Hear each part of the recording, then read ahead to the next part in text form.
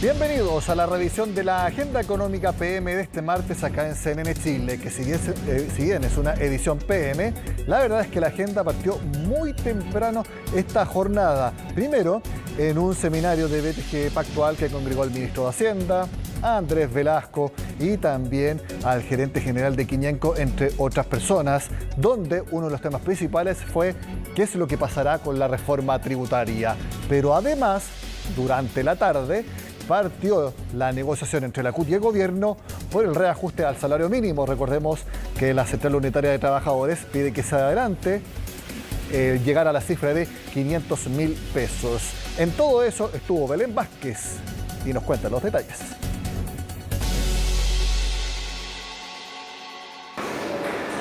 Por más de 1 hora y media estuvieron reunidos los ministros de Hacienda y Trabajo con la Central Unitaria de Trabajadores, en la que es la primera reunión oficial por las negociaciones del salario mínimo de 2023. No hubo propuestas concretas, sino que lo que hubo fue una revisión del escenario del mercado laboral, repasando, por ejemplo, que con el aumento que se produjo desde 2022 a 2023 hubo un incremento del salario mínimo que estuvo por encima de la inflación, lo que constituyó un incremento real del sueldo para cerca de 900.000 trabajadores, que son quienes reciben este salario, que están concentrados en los sectores de comercio, empleos de menor calificación y también las MIPYMES. Y justamente en estas últimas, un mecanismo que se va a tener que volver a evaluar para las negociaciones de este año es si se va o no a entregar el subsidio que se entregó el año pasado para que las pymes pudieran hacer frente al aumento del salario mínimo. Es algo que sigue abierto, es un tema que todavía no está cerrado de acuerdo a lo que planteaba el ministro de Hacienda. Por supuesto que va a tener que conversarse con las pymes en su momento, pero por lo pronto lo que se está haciendo es sentarse a instalar las posiciones de ambas partes. Desde la CUT van a exigir que se pueda adelantar cuanto sea posible, llegar a la meta de los 500.000 pesos, que es la promesa de gobierno, pero que esto se consiga de forma gradual. Eso es lo que ha planteado el Ejecutivo y la CUT piden adelantarlo cuanto sea posible. En definitiva, las negociaciones comienzan, va a haber otra instancia de negociación esta semana, otra instancia de conversación, pero por lo pronto lo que se hizo fue plantear posiciones. Escuchemos entonces las declaraciones que dieron luego de esta reunión los ministros de Hacienda y también de Trabajo. Básicamente repasamos algunos datos del mercado del trabajo, datos que muestran que pese al aumento de la inflación, el incremento del ingreso mínimo que se acordó el año pasado y que se extendió hasta enero de este año, fue superior a la inflación y permitió un crecimiento de los salarios reales. Al mismo tiempo hemos visto básicamente cuál es la cobertura que actualmente tiene el ingreso mínimo en términos de la proporción de trabajadores ocupados que están en esa situación. Una vez concluida esta negociación, vamos a ingresar a un proyecto de ley a fin de que se puedan reajustar los valores de salario mínimo que en nuestro país alcanzan a ser percibidos por cerca de 900.000 trabajadores y que en tanto se pueda legislar rápidamente vamos a tener un nuevo salario mínimo a partir del 1 de mayo. Tenemos la voluntad de llegar a un buen acuerdo y eso va a ser parte de la negociación que estamos recién iniciando, como señalaba, equilibrando ambas cosas. Sin duda, la mejor de las voluntades en aquello, pero tenemos también que ver que esto impacte y sea absorbido de la mejor forma posible por la economía.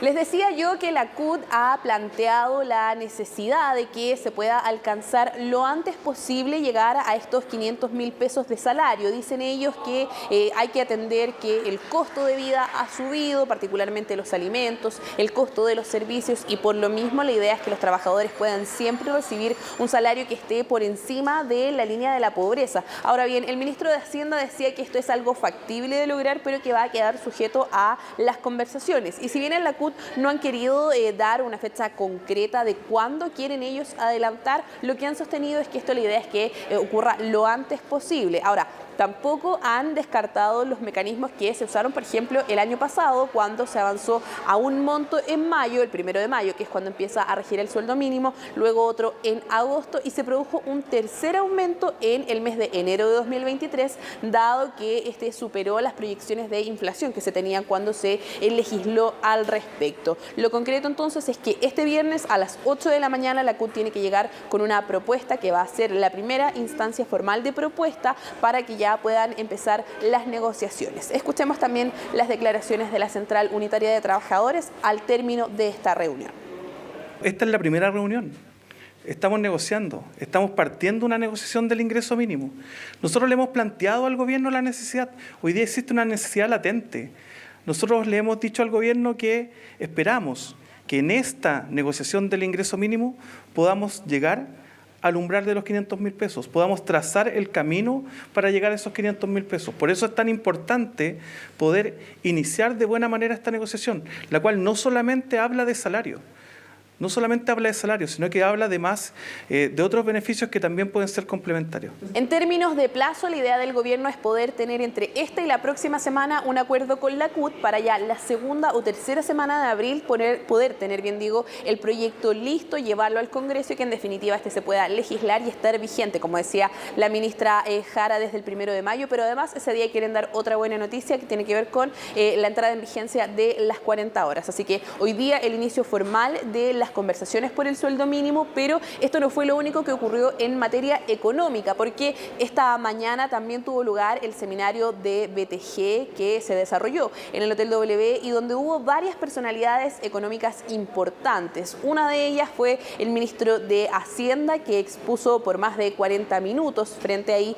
a los asistentes en una presentación que estuvo marcada por un repaso de la situación económica chilena. Ahí el ministro repasó varios de los puntos que ya ha mencionado en otras ocasiones. El pesimismo que se tenía previsto para las cifras económicas de 2022 y 2023. Decía el ministro que esto ha ido mejorando. También repasó las cifras de superávit fiscal y ahí él entregó una declaración bien importante, porque lo que él decía era que cuando se asumió el gobierno, muchos especularon respecto a cuándo un gobierno como el del presidente Boric iba a empezar a gastar y hacer en definitiva un aumento del gasto público, algo que finalmente no ocurrió y Chile consiguió por primera vez en más de una década un superávit fiscal que en todo caso no se va a repetir para este año, pero sí lo que se espera es poder ir reduciendo ese déficit tanto como sea posible. Los invito entonces a que revisemos parte de las declaraciones del ministro de Hacienda en esta exposición en BTG.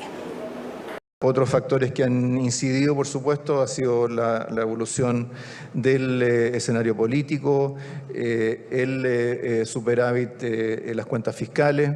¿Cierto? Recordemos que cuando asumió el actual gobierno se corrieron ríos de tinta tratando de especular sobre cuándo y cómo íbamos a caer presas de las presiones para gastar más, cosa que efectivamente no ha ocurrido.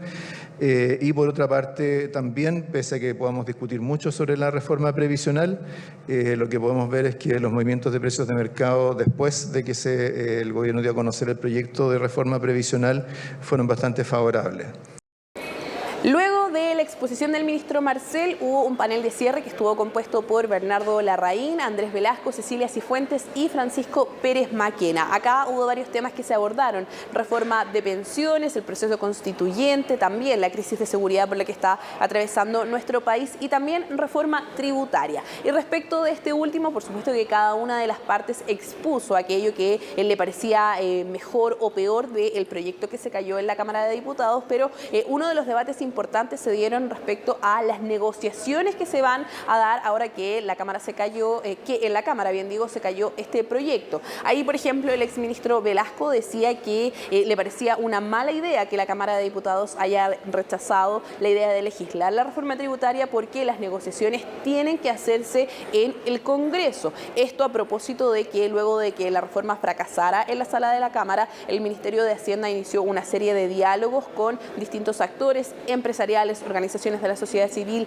pymes, para poder sacar adelante este nuevo pacto tributario. Y ahí él también se mostraba partidario de avanzar en el impuesto a las utilidades retenidas, toda vez que decía que por supuesto que en la reforma habían algunos puntos que estaban mal diseñados y que la reforma no era perfecta, pero sí significaba un punto de avance. Ahí entonces el debate estuvo con Francisco Pérez Maquena, el gerente general de Quiñenco, que decía que la reforma en definitiva no le gustaba porque a su juicio el crecimiento era lo importante para poder generar recaudación y que nuestro país entonces en ese es donde tiene que fijar su foco, en poder hacer una economía que crezca, más allá de que las proyecciones para este año no sean las más optimistas. Escuchemos también parte de este debate que se generó ahí en el seminario de BTG. Yo no creo que el rechazo de la reforma tributaria o de la idea de legislar haya sido una buena idea. No porque me gustaran todos los detalles de la reforma tributaria, sino que porque los congresos están para que se apruebe la idea de legislar y al interior del Congreso se legisle, y legislar implica discutir. Creo que el proyecto de ley que habría salido habría sido muy distinto del que entró, porque el gobierno habría tenido que negociar para tener los votos.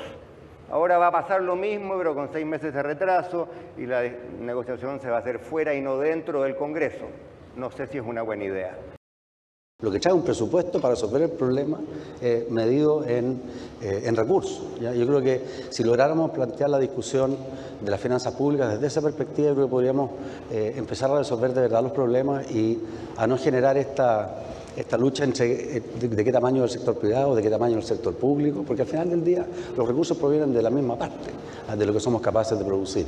Lo primero que tenemos que incorporar en la discusión es el elefante en la sala, y es si estamos o no gastando eficientemente los recursos del sector público, lo que se está recaudando, porque si nos olvidamos que la principal fuente de largo plazo de financiamiento del gasto social es el crecimiento, la verdad que vamos a resolver el problema, pero por un rato nada más.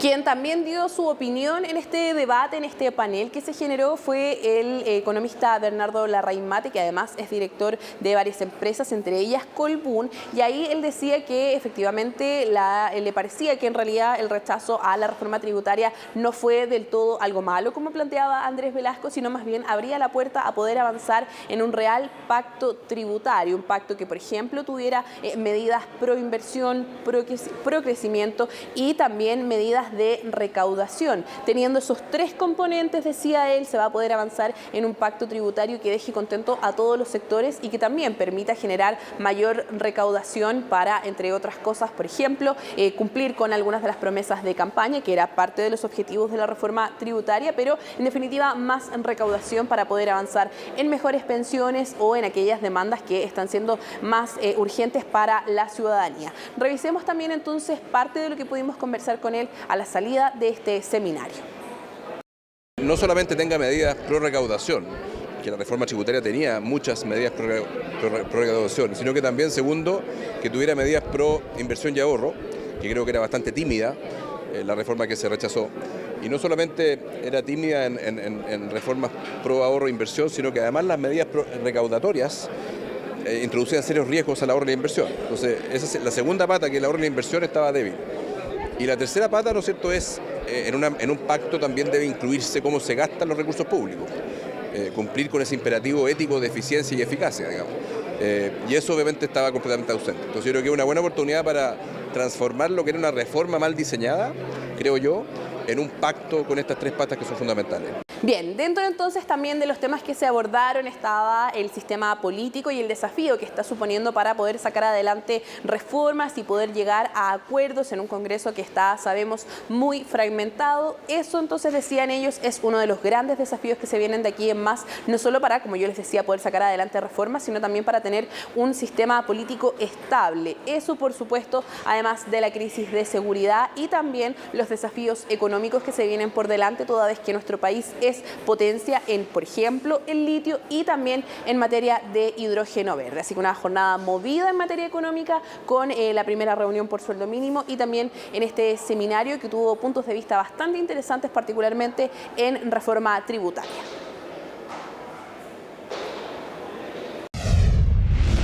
En la agenda económica de este lunes vimos que las proyecciones hasta el momento para el dólar son bajistas. Bueno, eso se confirmó este martes porque la divisa cayó de 800 pesos. Jornada negativa para el tipo de cambio local, el que desciende por debajo de los 800 pesos por dólar tras reconocer un cambio en la rentabilidad de los bonos de Estados Unidos a corto plazo, respondiendo ante la incertidumbre a nivel global que esta presenta, teniendo en cuenta los últimos informes de casas de inversión que han señalado la posibilidad de tener una recesión suave ante los procesos de restricción en la política monetaria de Estados Unidos. Por ahora, los descensos que experimenta el tipo de cambio local sugieren mayores caídas, los cuales podrían estar apuntadas hacia razones de los 784, 780 pesos por dólar.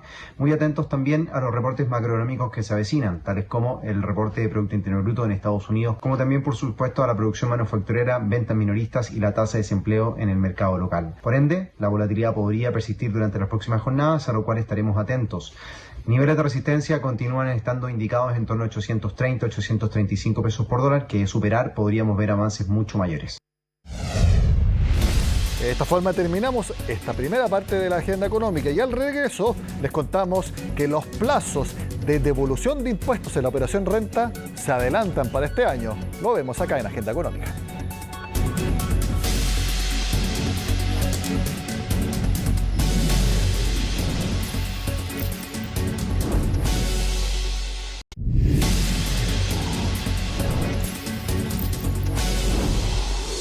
Este martes el gobierno entregó detalles de la operación Renta 2023 y una de las novedades, tal como les dije antes de hacer la pausa, es que la devolución de impuestos ahora será antes de lo que uno estaba acostumbrado en años anteriores. Así lo explicó el Servicio de Impuestos Internos y la Tesorería General de la República.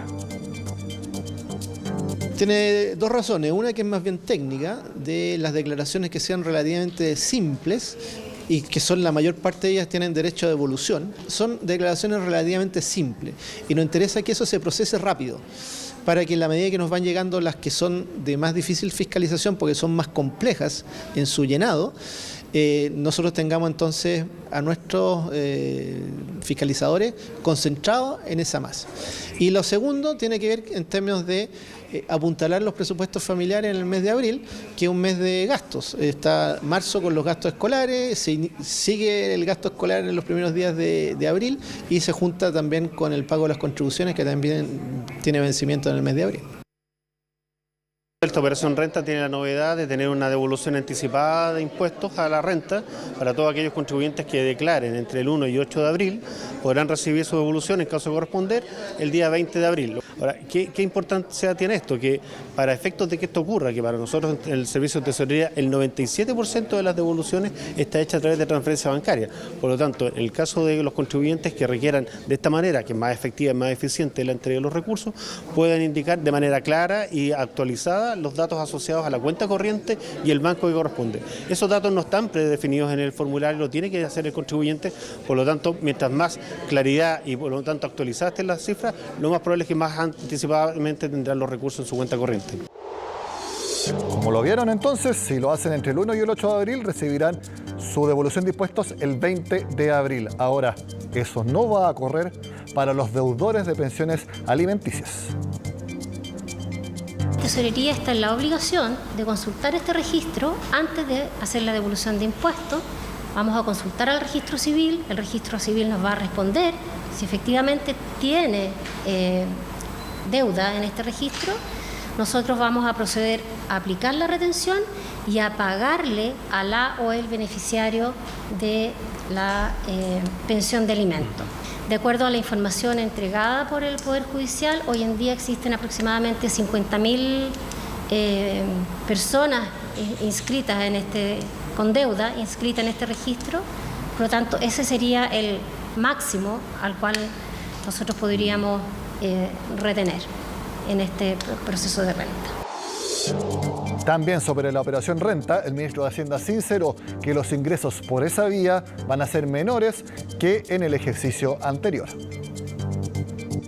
La operación renta en general sigue la economía con un rezago, ¿no? Por lo tanto, ¿cierto? Si el año pasado fue un año en que hubo ajustes en la economía, sin duda vamos a tener una operación renta que va a ser menos positiva que la del año anterior, que a su vez se basó en la fuerte expansión que hubo durante el 2021. Pero yo creo que respecto a la operación renta, quizás lo más importante en esta etapa es que el Servicio de Impuestos Internos ha estado trabajando durante todos estos meses en mejorar su plataforma, en mejorar las fuentes de información para los contribuyentes, de tal manera de facilitar más el proceso. Cambiamos de tema por otro que es bastante positivo. Se proyecta que algunas frutas van a empezar a bajar de precio a medida que nos acerquemos al invierno. Así lo cuenta María Luisa Carrión. Está recién llegando. Hay kiwi, está la pera, hay membrillo, las clementinas. Son las frutas de temporada que ya entraron o están ingresando en gloria y majestad. Atrás están quedando los duraznos, dando paso a puestos repletos de manzanas, peras, kiwis, en fin, las clásicas conocidas. Pero, ¿cómo están los precios? Está bien más o menos. El precio está bien, encuentro. Entre 1.200, 1.000 pesos, 800 alguna vez en las ciruelas, depende. La ciruela es lo único que he encontrado de fruta que está barato. ¿Es de temporada? Es de temporada, sí. ¿Y la manzana? La manzana no ha salido buena. Mira, he comprado manzanas, no me han salido buenas. No sé si todavía no entrará en plena temporada. Hay cosas que se pueden comprar todavía. ¿Cuáles? Bueno, ya los duranos, las frutas de verano ya se fue a las nubes. Ya las manzanas están a 1.000 pesos el kilo, pero igual es caro. En el último mes, en algunas regiones, las manzanas bajaron entre un 3 y un 19%. Y si la semana pasada era posible encontrarlas a unos 1.000 pesos el kilo, ese precio ya quedó atrás. Ya tienen como un mes que entraron. ¿Estaba más cara antes? Sí, cuando empezó estaba más cara, pero ya ha bajado el precio. ¿Cuánto llegaron y a cuánto van? Cuando llegaron estaban a 1.200, 1.300, ya bajó a 850. En el caso de las ciruelas ya es posible encontrarlas incluso a unos 700 pesos el kilo y la pera 100 pesos más cara. Los precios de temporada debieran seguir bajando. En las próximas semanas comienza a incorporarse de manera significativa la ciruela, la pera y también con mucho dinamismo a contar de abril, ya de manera tempranera, producción de cítrico. Vamos a empezar a encontrar la naranja, la clementina, a un precio mucho más razonable y asequible a la ciudadanía. Es que hay, pero todavía pocas, lo que eleva los precios. Un kilo de naranja aún puede costar unos 2.000 pesos en los supermercados y superar levemente o estar en los 1.000 pesos en las ferias. Tiene que empezar a salir ya. Hay, pero está un poco cara, pero ya empieza a bajar todo. ¿Cuánto está? A 1.000 pesos. El kilo. Después está kilo y medio 1.000, 2 kilos 1.000, todo eso baja harto. Si observamos la serie histórica de los productos cítricos como el limón y la naranja, observamos que vuelven a tener variaciones negativas mensuales en los meses de mayo, junio, julio y agosto. Entonces es esperable que ahora se produzca un aumento en estos productos debido al componente estacional que responde a factores de oferta, para luego volver a tener variaciones mensuales negativas que permitan una disminución de los precios respecto a estos meses. Es que además hay otro factor dando vueltas. Se acerca Semana Santa y con ello se dispara el precio de los limones. A 600 el kilo. ¿Cuánto llevó ahí? ¿Por cuánto? 1.200 creo. ¿Y cuántos son? 5. Claro. Claro, pero bueno, es lo que hay. Es que no queda más que resignarse. El kilo de limón puede llegar a superar los 2.000 pesos en supermercados y estar a 1.800 pesos en las ferias. De aquí a la próxima semana podría seguir escalando. Por el mayor consumo de pescado se suma también la mayor demanda por limones y esos son los que creemos que van a subir los precios. Eso debería estabilizarse prontamente porque es como por un tema muy puntual. Pasado Semana Santa, los precios deberían, y todo lo indica, bajar en el caso de los limones. Y lo mismo con las demás frutas de temporada que ya entran con fuerza al mercado, sustituyendo a las de verano que comienzan a decir adiós. De esta forma terminamos la agenda de este martes. Sigan con nosotros acá en CNN Chile.